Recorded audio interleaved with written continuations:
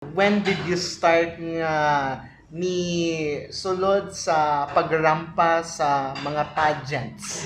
Okay. So, the story is... Dagan kay story, no? Yes, oo. Alright. So, when I was a child, taga-Catalogan, pekanyo jud mi, Yes. sir, before Barangay 19B. Okay.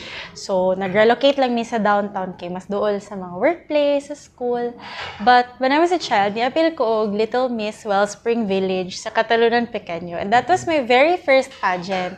And then, after that, the next pageant I joined was in school now when I was in grade 3.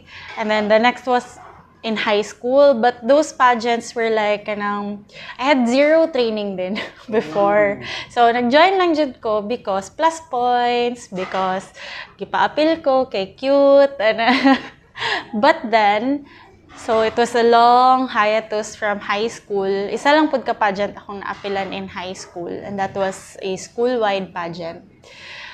And then, after Ana, nag-law school ko, it really wasn't in the cards for me to join a pageant. In 2024, I joined Butya ng Davao 2024 edition with Yes. Hana, Yes. Mutya Hana.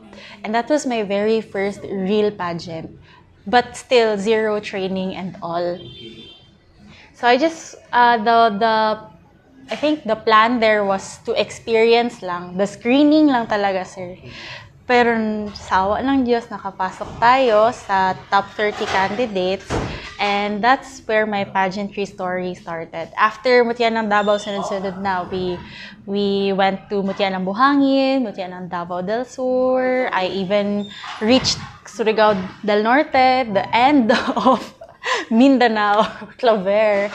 And I also reached nationals. And that's all because of the grace of God. Yeah.